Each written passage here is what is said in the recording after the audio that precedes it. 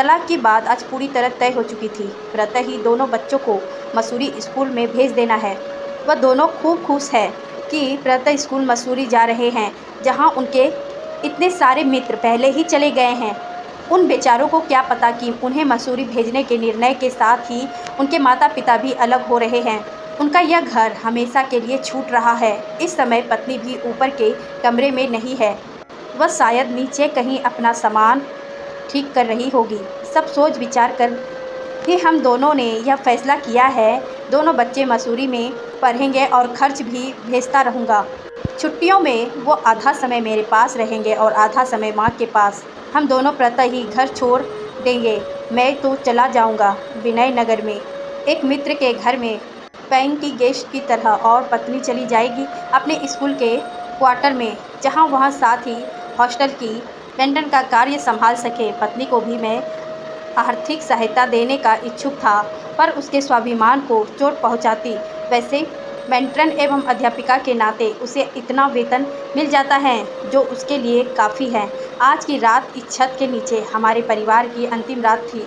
मैं इस घर को रख सकता था, पर इसके साथ वैवाहिक जीवन के 11 वर्षों की इतनी स्मृतियाँ जुड़ी हुई है कि इसे छोड़ देने का निर्णय करना होगा। हम पति पत्नी दोनों कोई छोटे बच्चे नहीं हैं और ना ही भावुकतावश अलग होने का निर्णय किया है। तलाक की बात पहले एक भी 2 बार उठी। हम दोनों ने इन पहलुओं पर विचार किया है। एक ही टूटे हुए शीशे में मुंह देखते रहने की बजाय टुकड़ों में सूरत देखना रहना कम कष्टदायक है, पर वर्षों के साथ की बात याद करके हम अलग होने का साहस नहीं कर पाए। इस बार हमने पहले तय किया कि भावुकता के वश में होकर नहीं विचारेंगे। जब ऐसी बातें उठेगी यही सोचेंगे कि वह दिन कितने अच्छे थे, पर अब नहीं निभती है तो ज़बरदस्ती किसी मुद्दों को घसीटने से क्या लाभ। दोनों एक दूसरे से बेइंतहा प्रेम करते थे, लेकिन जिस तरह आईना पुराना होने पर धुंधला सा हो जाता है, उसी तरह शादी के 11 वर्षों ने हमारे प्रेम के आईने को धुंधला कर दिया था। पहले कभी 2-4 महीने में आपस में झगड़ा हो जाता था तो एक दूसरे से रूठकर दोनों ही खाना छोड़ देते थे, लेकिन कभी हमारे झगड़ों से रात खराब नहीं होती थी। रात को हम अलग अलग मुँह करके लेटते और अंत में मुझे या रेखा को हार मानकर एक दूसरे के पास आ जाना पड़ता। लड़ाई के बाद यह संधि का हर क्षण इतना मज़ेदार होता था कि कभी कभी उसका आनंद लेने के लिए रेखा से झगड़ा मोल लेने का जी चाहता था, लेकिन फिर झगड़े जल्दी जल्दी होने लगे। कभी मैंने साग तरकारी में नमक ज़्यादा होने पर रेखा को जली कटी सुना दी, तो कभी रेखा ने बाज़ार से कोई चीज़ खरीद कर ना लाने पर मुझे आड़े हाथों लिया। जब से 2 जुड़वा बच्चे हुए थे, रेखा उनकी देखभाल मुझसे ज़्यादा करने लगी थी। कुछ दिन तो मैं यह सोचकर चुप रहा कि छोटे बच्चे हैं, उनको माँ की देखभाल की पूरी आवश्यकता है, लेकिन जब बच्चे बड़े होकर स्कूल जाने लगे तब रेखा के प्रेम में वह पहले जैसी बात नहीं पाई। मुझे ऐसा लगा रेखा का वह पहला प्रेम बनावटी था। शायद शादी उसने मुझसे सिर्फ संतान उत्पत्ति के लिए ही की थी, या फिर मेरा उसका प्रेम गृहस्थी का बोझ संभाल नहीं सका था। कारण कुछ भी हो, आज हमने फैसला कर लिया है कि अलग अलग हो जाने में ही हमारी भलाई है। ऐसा लगता है अगर हम ज़्यादा दिनों साथ रहे तो किसी दिन हमारा कोई भी मामूली झगड़ा बढ़कर बड़ा भयंकर रूप धारण कर लेगा, और उसी वक्त हमें मनमुटाव के कारण शत्रुओं की तरह एक दूसरे से अलग होना पड़ेगा। इससे कहीं अच्छा है कि हम दोस्ती की तरह राजी खुशी एक दूसरे से अलग होकर रहें। मैं कमरे में बैठा सोच रहा हूँ और अंधेरा बढ़ रहा। मैंने बत्ती जलाने का प्रयत्न किया, लेकिन यह घर है कि अपनी बातें बंद नहीं करता। इसकी दीवारें ज़ोरदार शब्दों में बोलती तो मैं उतने में ही ज़ोरदार शब्दों में उत्तर देता, पर इसकी दीवारें तो केवल धीमे स्वरों में फुसफुसाती है। मेरा मन कहता है कि घर तो केवल बेजान ईंटों और लकड़ी का एक भवन है, पर तब भी मकान खामोश नहीं होता। मैं उठकर चहल करनी आरंभ कर देता हूँ। शायद फुसफुसाहट बंद हो जाए, पर कमरे में मेरा और पत्नी रेखा की हंसी का स्वर गूंजता है, वैसे ही जैसा हमारा जुड़वा बच्चे होने पर उसका नाम सोचते सोचते हंस पड़े पर गूंजा था। मैं लपक कर दूसरे कमरे में चला जाता हूँ। यहाँ चारपाई पर उन्हें बच्चे को हंसी का स्वर गूंज रहा है। उधर मुड़ता हूँ तो मेरी कुर्सी, जिस पर बैठकर ना जाने मैंने पुस्तकें द्वारा किन किन नगरों की सैर की है, कैसे कैसे पत्रों के दुख सुख में हिस्सा बंटवाया है। यह एक क्या बेवकूफ़ी है। मेरा मन मुझको समझाता है कि केवल एक घर है, बेजान ईंटों और लकड़ी का घर।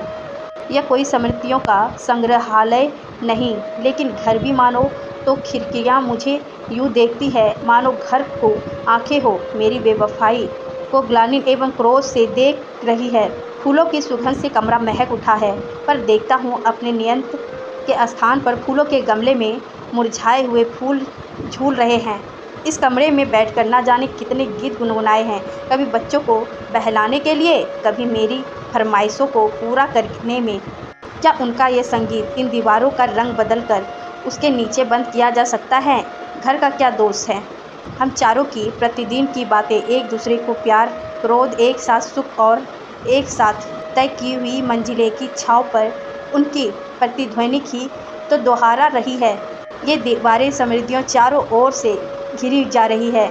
जब विवाह के पश्चात हमने यह घर किराए पर लिया था, तो अगले दिन हम दोनों पति पत्नी इसके हर कमरे में गयाली निवृत्त होकर कमरे की दीवारें को अपना साथी बनाया था। इसी घर में 2 छोटे छोटे बच्चे का प्रथम रुदन सुना था, उन्हें सुरक्षा प्रदान की थी।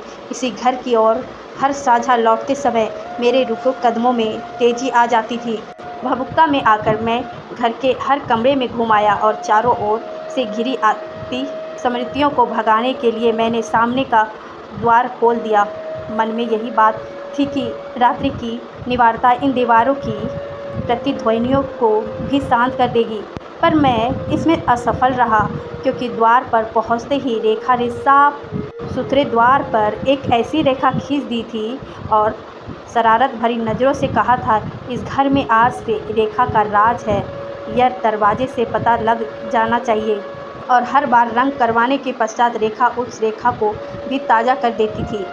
मैं बाहर निकल आया, लेकिन सामने ही कमबख्त वह झाड़ी थी जिसकी ओट में बैठकर हम चांदनी रातों में चांद निकालने की प्रतीक्षा में घास पर बैठे रहते थे। मैं आगे बढ़ गया। उधर शायद ऐसी कोई समृद्धि ना हो, पर एक ठंडी हवा के झोंके ने फौरन याद दिला दिया कि पहले पहल जब हम दोनों उधर गए थे और ठंडा झोंका आया तो रेखा मुझसे लिपट गई थी, यह कहकर कि मैं तो कोट पहनकर भी नहीं आई, इतनी ठंडी होगी इधर यह पता ना था। मैंने हंसकर कहा था, अगर कोट होता तो मेरे साथ कौन लिपटता, और वह लजाकर और भी सिमट कर पास आ गई थी। मैं अंधेरे में आगे बढ़ गया, हरी घास पर होता हुआ पत्थरों की ओर, जहाँ इतना अंधेरा था कि कुछ नज़र नहीं आ रहा था। ऊपर तारों की झिलमिलाहट आँख मिचौनी का खेल खेल रही थी। मैं चुपचाप खड़ा हो गया और तब मैंने उसे देखा।